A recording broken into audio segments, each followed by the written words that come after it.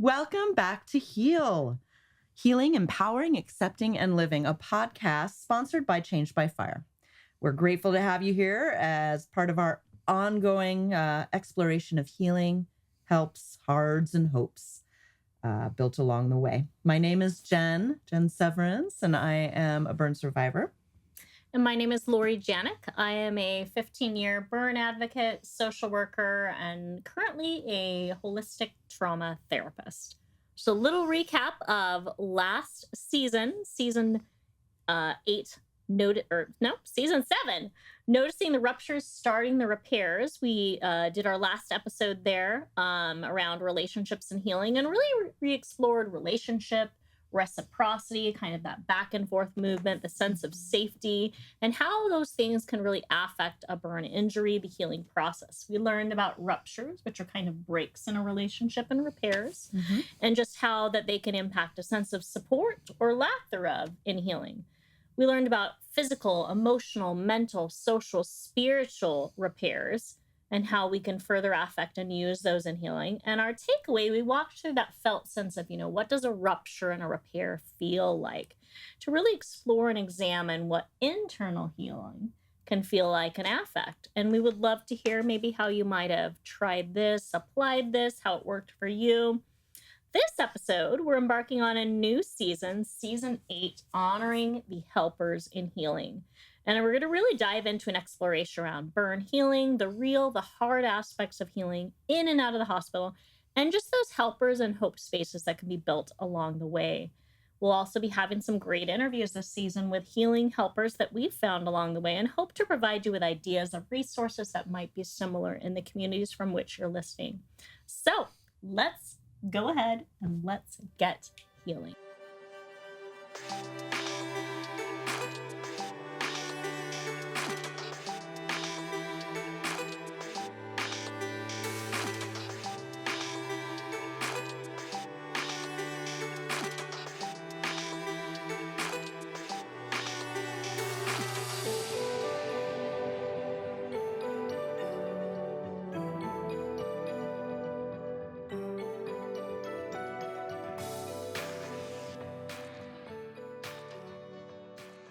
So I'm super excited today because we're going to have like a sort of chill little chat with a couple of burn survivors. One of them is yours truly, Jen. Hi.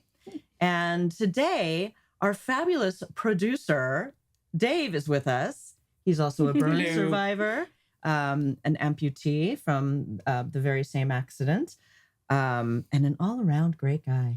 Welcome, Dave. Thank you. Too much as usual. Nothing's ever too much when you're introducing people. I just love this idea, and I think like this originally like came from you, Jen, with regards to like just talking about like insights, perspectives, care and healing, like experiences. And I have the non-burn survivor role here, right?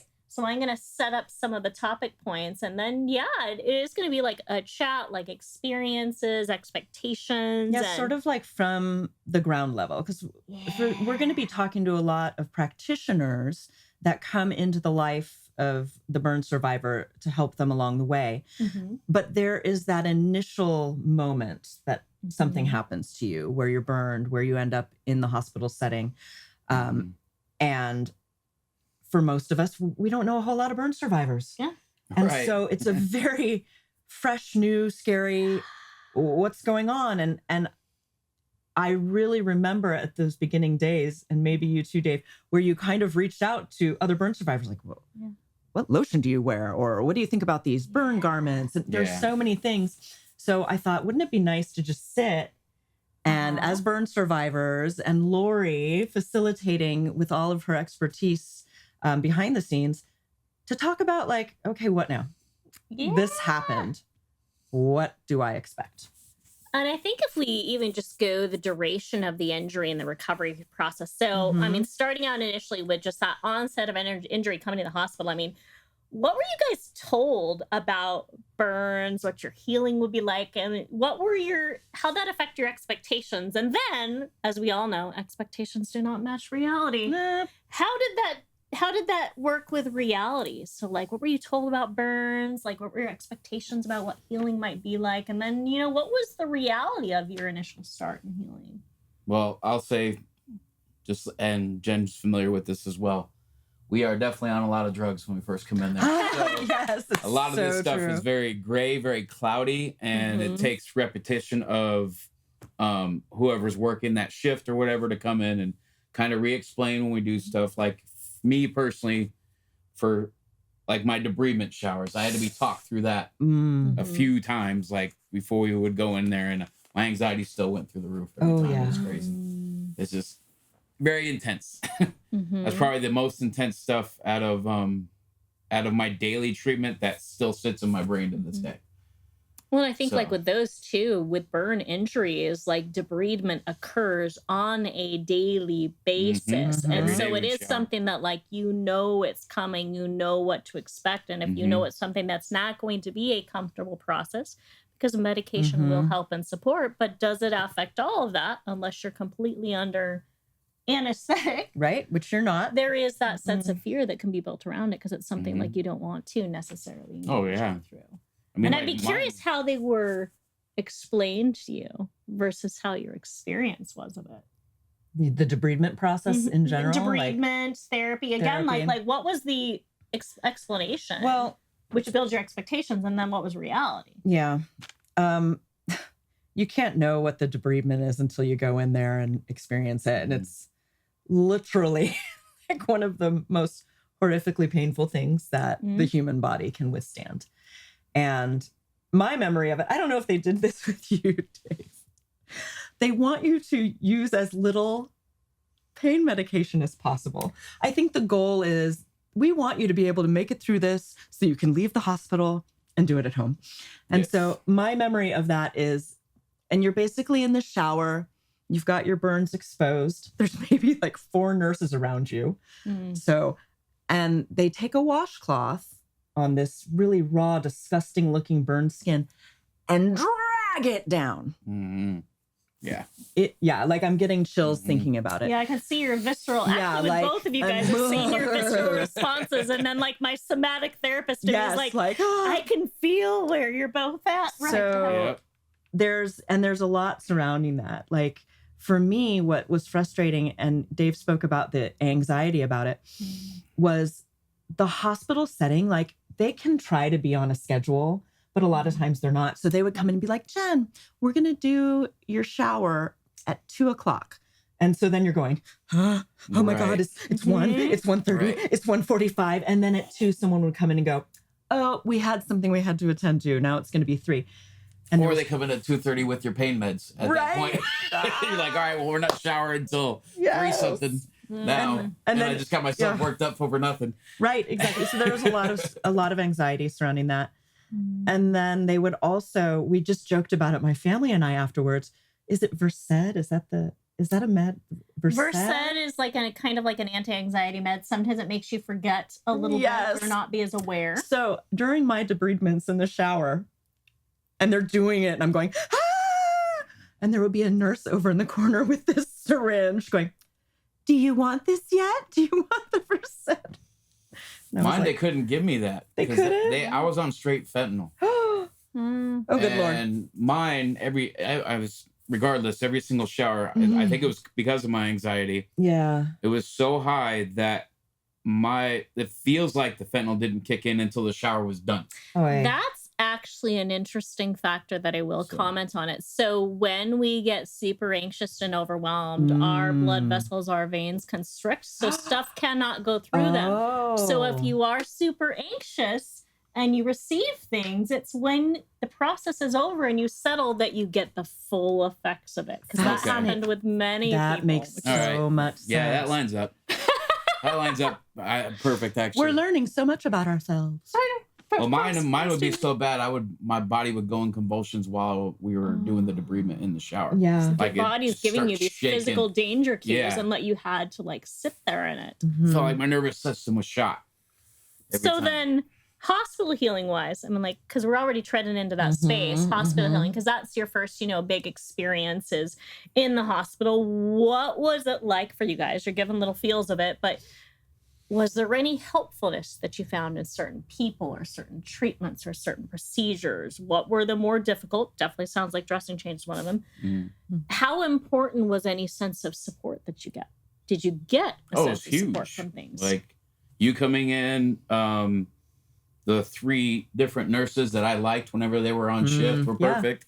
I love how you mention this because you learn certain people where, and I'd be curious, like, was it a friendly face? Was it because they followed up on things that you asked? Was it because, you know, like their timing just like hit with the timing and when things happened or went around? Was it because they were very knowledgeable about whatever they're like? What made maybe certain originally people the your timing, favorites? but I mean, mine's more like how you treat me and I treat you. Yeah. I'm just, that's just how I am. So that reciprocity of. So if you're very cold and standoffish, then we're not going to have a good experience. But if you're explaining things when I have questions, stuff like that, then I'll be more receptive. If you give me cues of safety, which means we're going to explain, we're going to have kind of a more gentler tone of voice, we're going to have some eye contact here, where there's going to be some follow through, then I'm going to feel more safe and this is going to go well. Oh, yeah, exactly. Yeah, absolutely. And I think same point, you're going to have some people in, you know, nurses, nurse practitioners, doctors,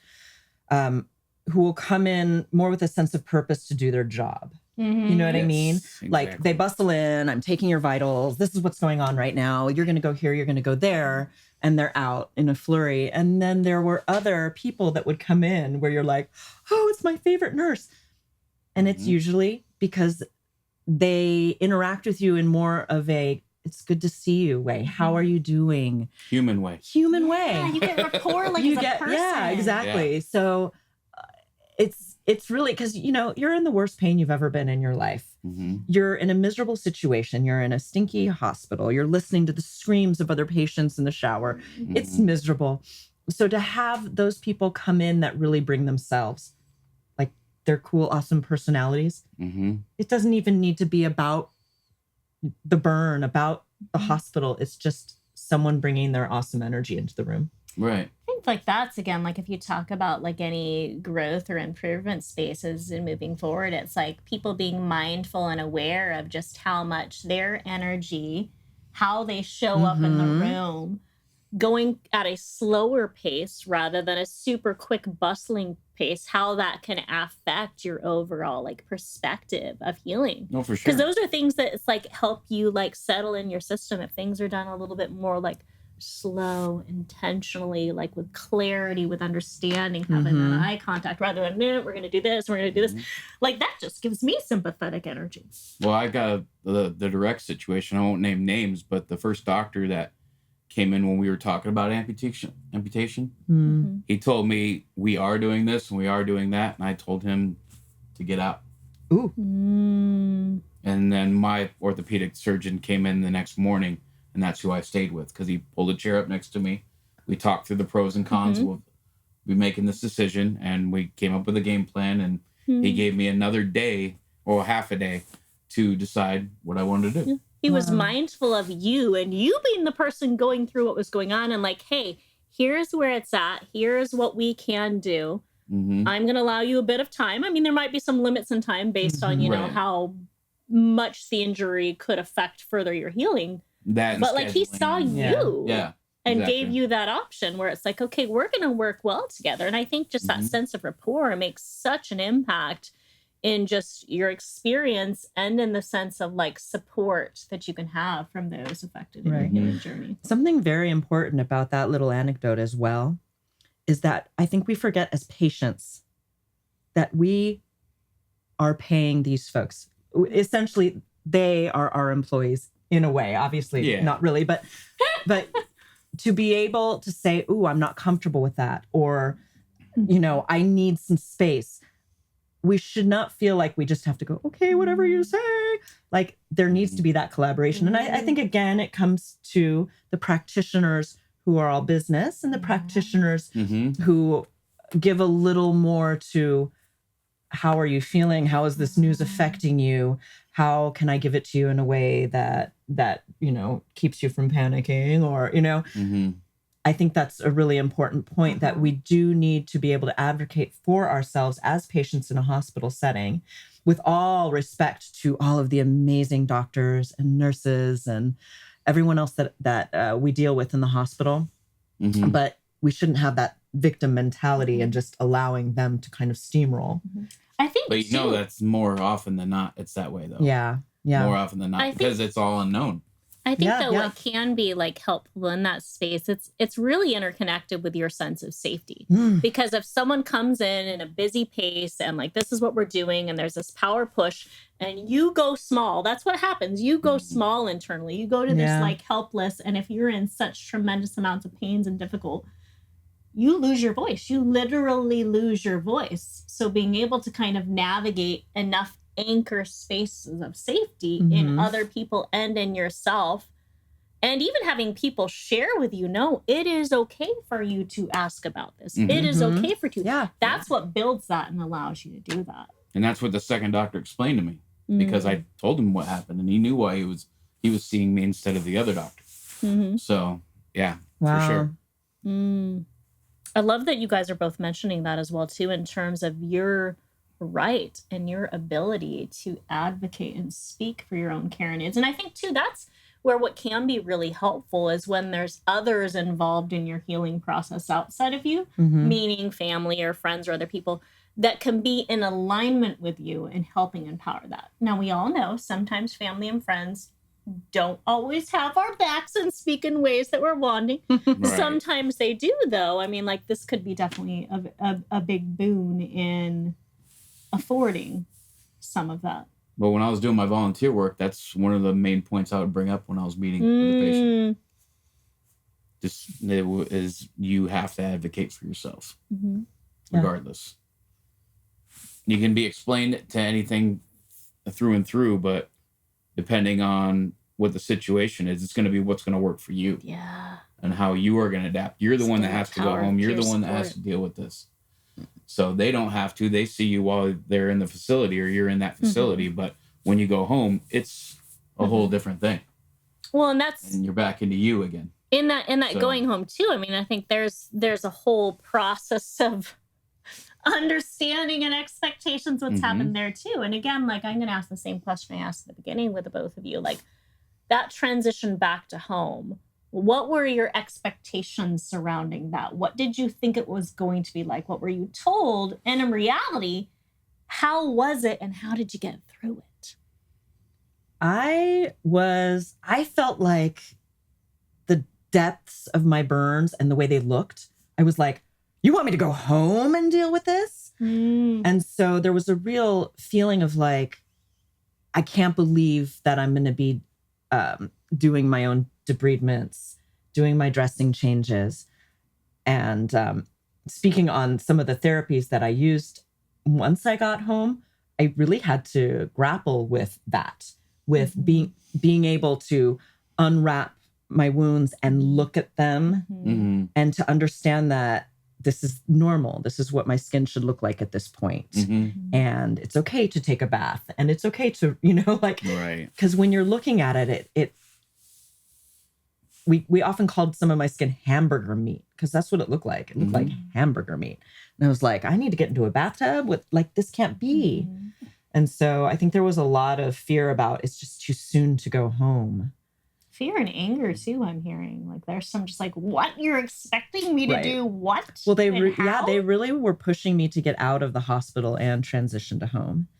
And they wanted me, and maybe this is probably pretty generally everybody, they wanted me to be able to do a dressing change at the hospital without the pain meds. I do remember that. That's typically that prior to going home, like your ability to complete something and tolerate or navigate the pain surrounding, or at least just the oral pain medications rather than anything IV. Yeah, that's all. And then they take a look at your responses. So it's like understanding that sense of preparation. Also, like, how does that equate then to you taking on all of that care additionally? Yeah. And who usually takes it all on? Did you do all of that yourself? Did you have any that additionally helped you? How did that affect the person who helped you? Well, interestingly, and Dave, maybe you can talk to this after I do. We had home health nurses. That was part of what my insurance was able to help with. we immediately abandoned that. And I think as we go forward with the podcast and everything and talking to the practitioners, once you get out of the hospital setting and home, the practitioners might have very little experience with burn survivors. And the first nurse that I had coming home and helping with the debridement in the shower never helped a burn survivor ever. Wow. And in addition, I had the vasovagal syncope. And so we were still concerned with me fainting. And sure enough, I started to faint in the shower. And this nurse, my sister, who's a physician, comes in. And this nurse is like, oh, she started to faint. And my sister said, did you take her blood pressure? Oh, I left that stuff in the car. Anyway, it was a total debacle. Oh my goodness. And so we ended up going, well, what good is this outside support if they don't have the tools to help a burn survivor? She asked us to show her how to do a debridement. So it was like, well, why are you here? Right. And so for me, starting at home was surrounded by family, and we just did what we could and did what we knew from the hospital, and we did it on our own. What was your experience when you got home? So I had a really good team especially towards the end of the hospital stay, and I didn't go straight home. I had to go to a rehab center between, which I ended up going back and doing volunteer work, and not only volunteer, but I was an employee with them 2 years down the road, and I did like nursing assistance with them. But that being said, between the last week or whatever for the burn center and transitioning to Encompass for the rehab, we got me and Liz set up to handle those, handle all my dressing changes and that kind of thing. We never did the home health stuff. We just prepared us. And then when I was in Encompass, we set up a plan in there with the OT to have us both included. And we basically trained that way. So you had several cool. kind of like opportunities to self-prepare before you were actually placed into that position. But again, all with self-advocating. Yeah. Yeah. And a lot of what you talked about when you were in there helped us push that direction for everything. And everything me and you've talked about, like outside resources that there isn't enough of, that we have to work on and still build between amputees, burns, everything that's out there right now. It's like you can't handle every single situation, but there's definitely better ways that we can transition for us going home. I think too, I mean, like that's again, like another purpose of this podcast and even this chat, this conversation is like, what are the things that we can shift or adjust or take a look at forward? How can we get the message out of, this could be, a better received or implemented way of handling or navigating, whether it be, having that sense of rapport with someone, kind of having an even conversation surrounding teaching or having an advocacy person to come and help support that sense of advocacy around someone's needs. What about, because I know that both of you worked before your injury and the both of you went back to work at some point. That's another big tricky area, especially when adults are injured and kind of taken from that income earning potential. And there sometimes can be that pressure to return. What were your expectations surrounding kind of getting back to work? How was work with your healing time frame? And how has your injury, affected some of your work, Tread? You want to lead on that one? Sure. And then, and that's going to be so different for everybody, depending on what they do. And depending on their employer. And the employer, like, I work for a very famous big box company. That was very HIPAA. Right. Yeah, now I'm in the pharmacy, which is all about the HIPAA. But anyway, yeah, so it was, it's a corporation, and we had great insurance, and they allowed me to be gone as long as I needed, which was wonderful. And I know that's a blessed place to be, because for some people it's like, no, I need to get back to making money. Like, how do I get back into the workforce with where I am in my healing right now? So for me, I took, maybe like 3 months. I took healing. I started at my sister's house. So most of my injury was my legs between the burn the grafting, and then also the donor sites. So there was a lot of, did I want to go back to my house of 3 levels of stairs? Oh, wow, yeah. And so I left Mike at home with the dogs, and I went and moved in with my sister and her kids for about a month. So that was my first full month, was just being at her house, which was nice because she's a doctor and I had my nieces there, like just a lot of helps. And then it was a few months into my recovery that I was able to go back to work. And that's interesting as well, because people, when you're coming out of a situation like that, you can see all of like the sympathy that people have, and like kid gloves, and oh my God, she's back, and a lot of tears from coworkers, people you just didn't even know cared, coming out of the woodworks and just expressing their love and just happy that you're back. Take it easy on yourself when you do return to work. Hopefully, you're able to have that flexibility of getting back into the swing of things. I mean, imagine if you like have the flu and you go back to work and that like you have to ease into it. This is just a whole new ballpark of pain, of are you standing on your feet all day, and how does that feel, with all the blood coming to all of the parts of you that are struggling and healing, and all the energy that the body takes to heal, and you're trying to throw yourself back into work. So that's the biggest thing. Yeah, for sure. Like how long are you going to be able to work in a day, in a week? Right. And how long is it going to take for you to get back to where you were? So fortunately, the position that I was in was easy enough behind a desk, and was more mind than body for me in my position. And my job is very good at like, what can you do? We'll put you there. So I love that for you. Yes, it was very nice. What about you, Jade? Yeah, it was about the same. They were very understanding. Mine was all like, I work for a title insurance company, and I was working in the research side of everything. So sitting behind a desk typing all day. It was more just kind of modifying my cubicle to handle my wheelchair, going in and more stuff like that. And then again, like when my body would just have enough, when it's because you just hit like all of a sudden your energy level just drop out of you, and you still got 3 more hours left on your shift, because I went back full time. I didn't do part-time. I think there's and a lot of people I think are required to do that, in terms of like go in full speed rather than we do a partial day? Can we like navigate like what our capacity is? And that is such a like, okay, well, what do you do then? And it's another place, like the both of you mentioned, self-advocacy. What can I speak on? How can I like attend to like, hey, this is where I'm at, so what can we do with this? And probably it's really dependent on your employer in terms of, are they going to work with you? Mine was my finances. I couldn't not work 8 hours. Well, yeah, and that's the other thing. I had to go back and pay bills still, because we were already behind coming out of the hospital. So I think that's a lot of people as well too. And just there's such an importance to kind of be able to support any sense of advocacy that's possible, and also just being gentle with yourself with what's possible for you. Yeah, for sure.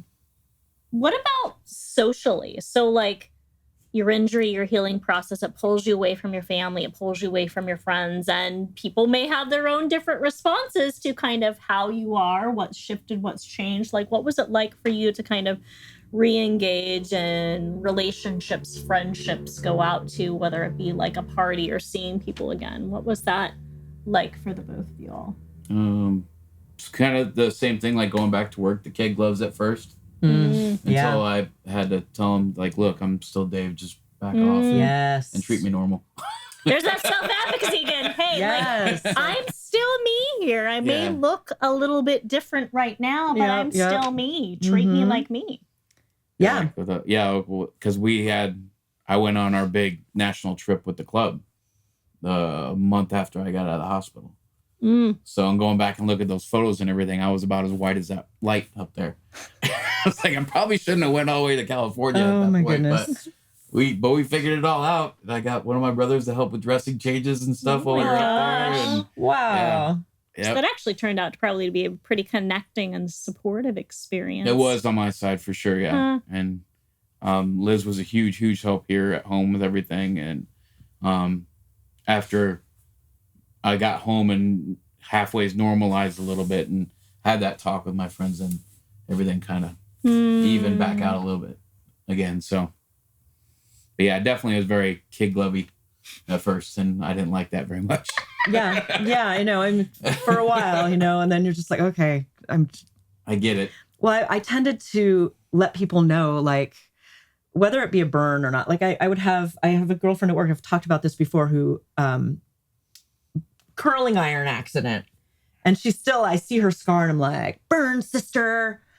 But people will compare their injuries, their stresses, their illnesses, whatever, and put you like, oh, well, you've had it way worse, And so they kind of treat you like, oh, but you've just been through it. And I just kind of try to remind people that we all go through some sort of pain at some point in life. And, at the beginning of our burn journey, it's kind of nice to have all the attention and the kid gloves, maybe a little like, yeah, I'm a little special right now. I'm a burn survivor.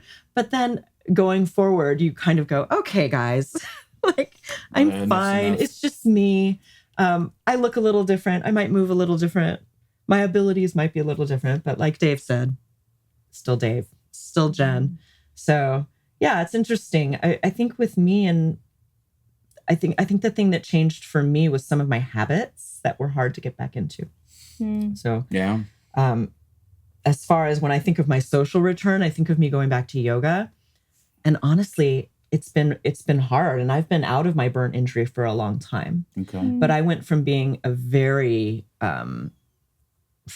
was far along in my journey with yoga, balancing on arms and, everything all over the place.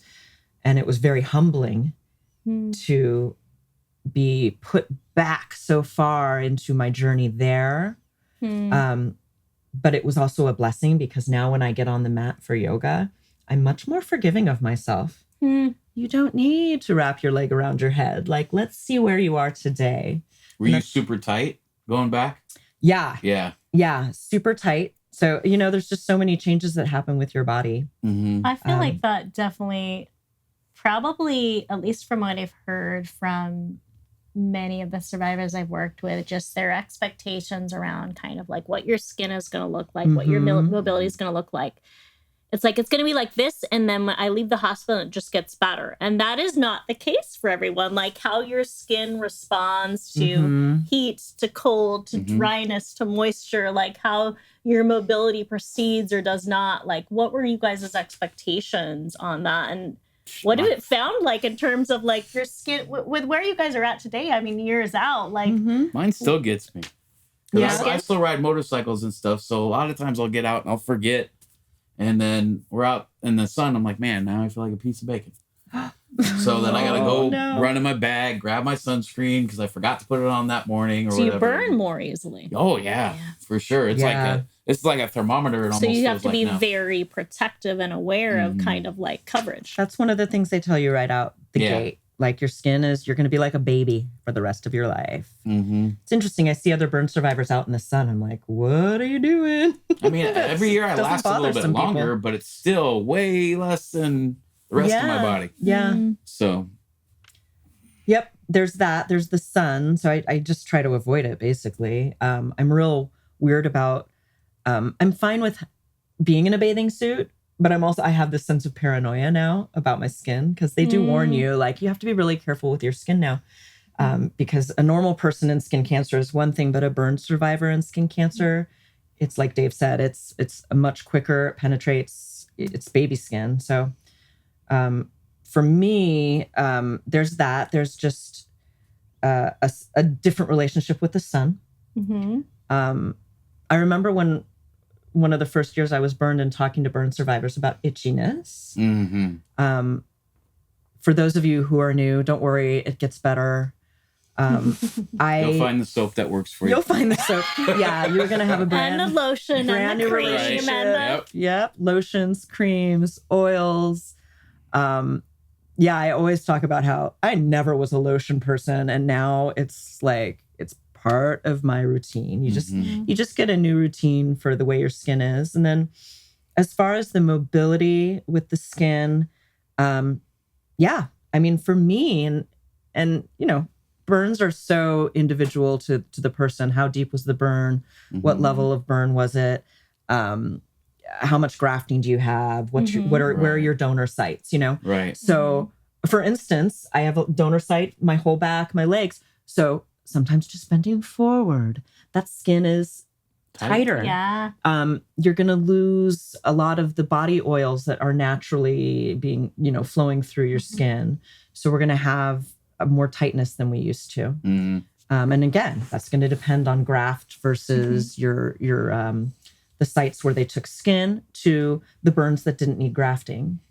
So I got two things with that. Yeah. Yeah. As far as like having the right kind of expectations setting up coming out of the burn center, the staff was huge on how much I needed to move, which helped a ton. And then, man, I feel bad because I forget his name, but it was one of the guys you sent in to me. And me and him have kind of the same sense of humor with everything. And he's like, Dave, whatever you do not let them take the skin off your butt. You got to sit on that thing. So they ended up taking it off the top of my leg to do my grafting, and a game changer, like way more comfortable. Still hurt a lot. That's hysterical. I think the donor site hurts worse more than the Many people will say that's the part that like will aggravate them far and beyond. It's just ridiculous. And the mobility wise, I mean, I love the push that you got around movement, because many people will say that just regular mobility and stretching really help with that, being able, the more you can move, the more you can stretch, which probably goes to like your yoga and kind of returning back to things that's why I was asking on that. And then the hands-on as well. Yes. Because massaging. I really looked at and tried to practice as much as possible. Yes. Massage. I actually got myself a kit of those cups. Okay. Oh, like yes. For the cupping. I did cupping on a lot of my grafts to try to pull those, because a lot of your grafting gets this like spider web of contractures and, you get a lot of webbing sort of. And so I did some cupping on that. So I know as we go forward in this season where we talk to practitioners, we're going to learn a lot about like, what do you do with your skin after you get burned? So practitioner, I mean, you're leading right into the next thing that I was going to talk about was, what are the practitioners, what are the practices that you guys learned that really you found helpful in your own individual healing journeys, whether it be scar massage or cupping or certain tools, or what did you learn that you found helpful? Stretching and massaging, huge. Huge. I would do mine even like after I was out of the rehab facility and everything at home. I'd still stretch about every hour. Good boy. To the point where I had to find like a longer bar to push my arm out with because I outstretched what they sent me home with. So I started hanging off of my pull-up bar that you hang up on the doorways. I started doing that and hanging off that and having my wheelchair underneath me to get the stretching I needed. That's impressive. I just because I couldn't feel any stretch anymore and trying to injuries here and like that type of stretch, even like people without any burn injury, that is such an area. Like there is such a stretch here. Like your mobility will be affected even without an injury, like because of just the lack of axillary stretch you have. I think it was Joe. Joe, I think was the one that told me about it. Probably.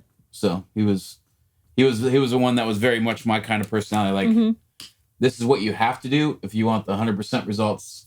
To do what you want to do. And I think having a practitioner like level with you, like in your language that has had some support surround, like those are those types of fits that kind of get you to do and take on what you need. It is. It has to be a personality fit with the staff for sure. Absolutely. For you to push yourself further than what you think you can do. Yeah. To get back what you need to get back. It's huge. Yep.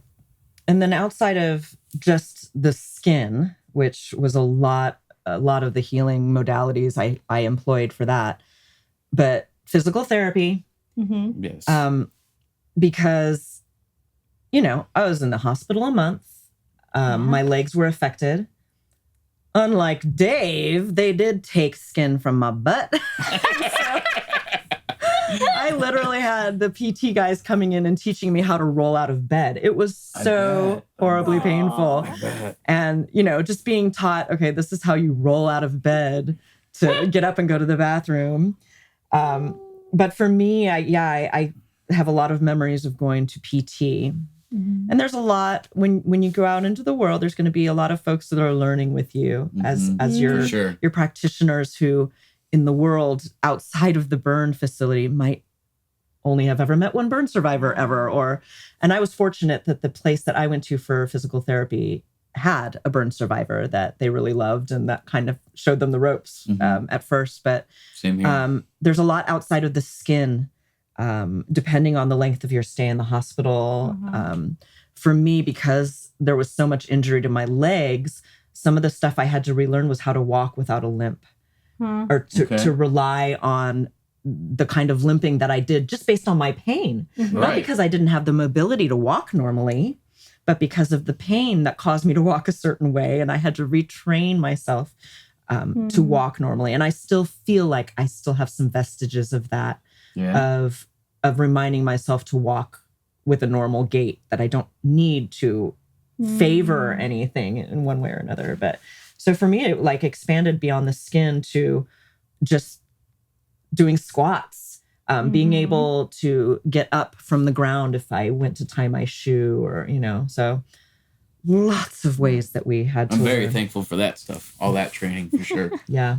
Being able to stand up and all that. Now with yours, how much strength did you feel you lost? Like having to do that walk down that hallway at first? Oh God. Like how did that go for you? That was, well, and for me, the walk down the hallway, we were dealing with me fainting too. Yeah. And so there were dangers outside of just, can I do this? Can I walk? It's very convoluted because understanding the pain level, I think that was for me, what was hard was going, my body's telling me that if I'm in this much pain, I should not be walking down this hall. Right. And they're telling you, no, walk, you're fine. I can't possibly get out of this bed right now because 1 inch of movement hurts so bad. And so your mind is telling you, don't do this. Don't do what the therapist is telling you. Don't get out of bed and walk 10 feet. You know how much that's going to hurt? Yeah. And so it's hard because you have to rise above the pain and you have to trust the practitioners that are telling you, I know this is painful, but it's fine. You need to walk. You need to get blood flowing to these parts of you that are injured in order for them to heal. And so it's funny. I haven't thought about that in a long time, but it was I was just remembering, like, because mine was with the amputation too. Yes. So we had to do the hopping down the hallway, and that first day was bad. I think I only made it to like not even the nurse's station before I had to go back. Baby steps. Yeah. And strength is definitely a slow return that people don't think on or realize as well. But I mean, if a good chunk of your healing time is spent in the bed and your energy is devoted to the actual healing of the wound, so your strength is affected. And that is a whole relearning. Absolutely. And again, like the being gentle with yourself through the process. I feel like that is definitely like if we talk about like any tips or ideas or takeaways that other survivors in healing might apply from you guys' stories, you guys' injuries, I'm definitely hearing, being able to advocate for yourself and being able to speak up for yourself, for your needs, being gentle with you and kind of aware of your expectations. But what else might you guys add to those pieces of, what might you share with others that could support their journeys forward from what you both have learned and are learning? Mental side, it's definitely your self-confidence is gonna take a huge hit at first. You're gonna second guess yourself a lot on things that you wouldn't even think about before. Like one of my biggest goals when I got home from the rehab facility was being able to stand up long enough to make a pot of coffee. Wow. That was like one of our first home goals that we went home with and tried to do. And that took me 3 days to even do that.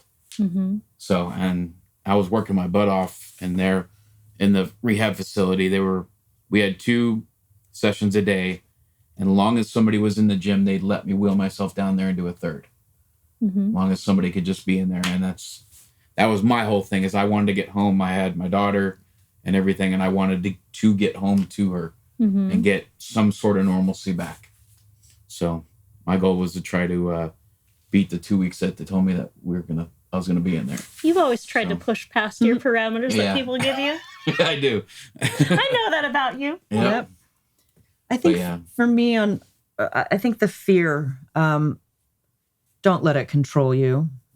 So one, trust your caregivers that, and I'm talking not just your family and friends and those are there for you after the hospital, but if they tell you can do it, you probably can, So I feel like our minds put limitations on us. And like I was saying, the pain was so severe that I couldn't believe that I would be able to do what they were telling me I could do.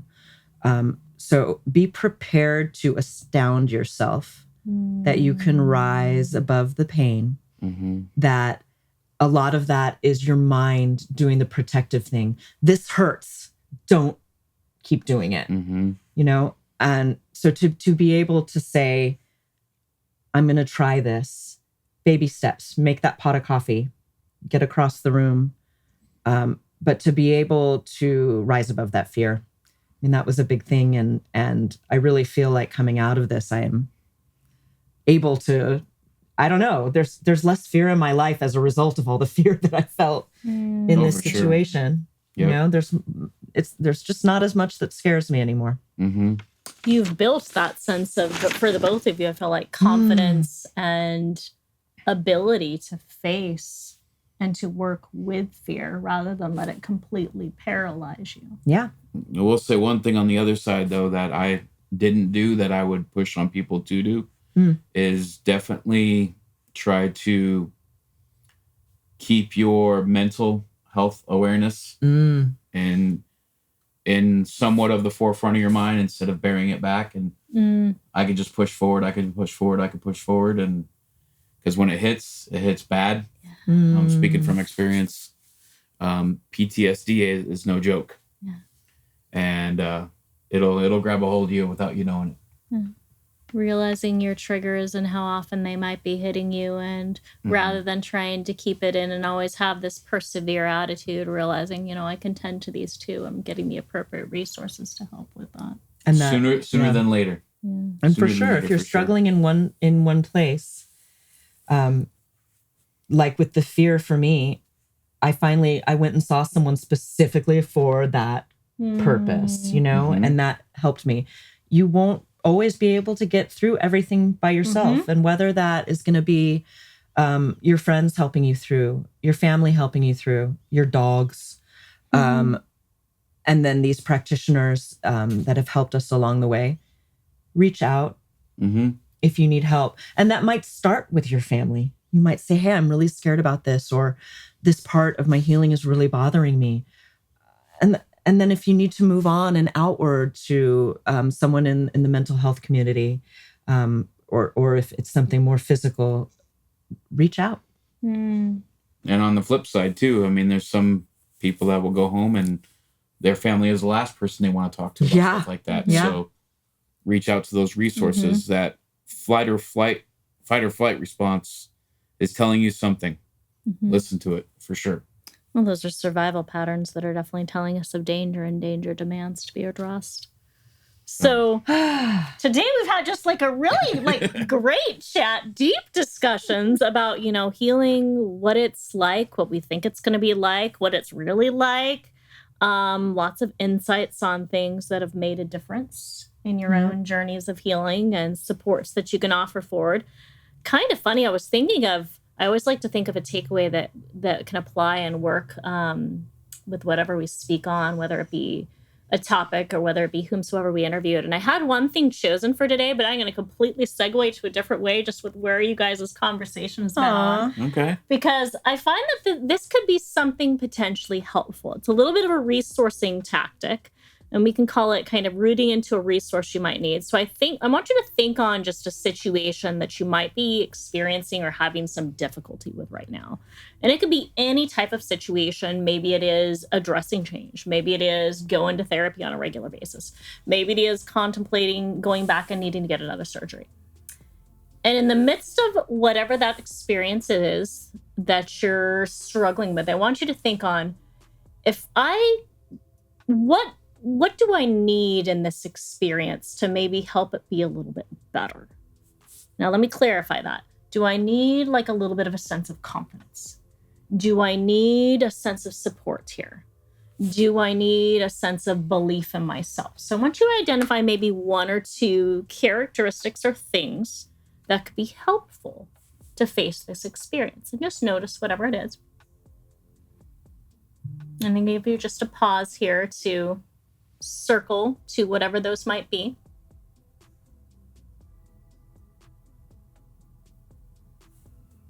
And then once you've identified those things that could be helpful here, I want you to see if you can reflect back on a time where you had these resources.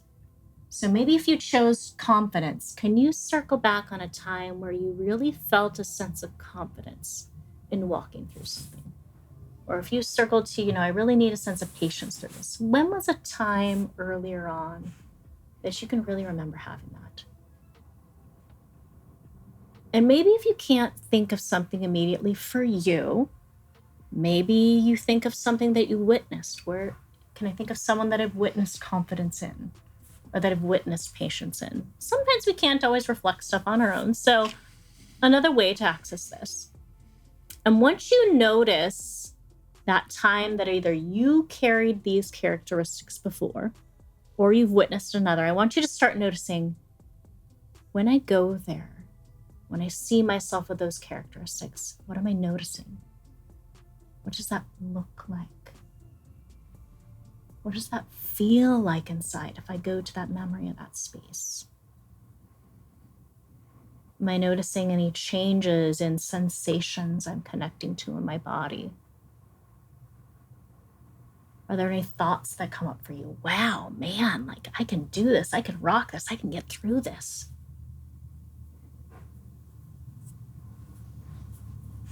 Similarly, if you can't find something within yourself and you're looking at another situation, what was it like when I saw that person model confidence? How did they stand? How did they speak? How did it make me feel? So I want you to be really aware of what somatic pieces you're getting here. And anything encouraging your noting of that sense of confidence or patience or whatever characteristics that you're desiring, that you're noticing yourself having, I want you to tap it in. So our body responds really well to a back and forth, to a bilateral type of tapping. Just tap it in and see if you can just soak up that positive or encouraging responses you're noticing. We're sort of imprinting a little bit of an encouraging memory piece here. And you can continue for as little or as long as you want, just soaking up that response.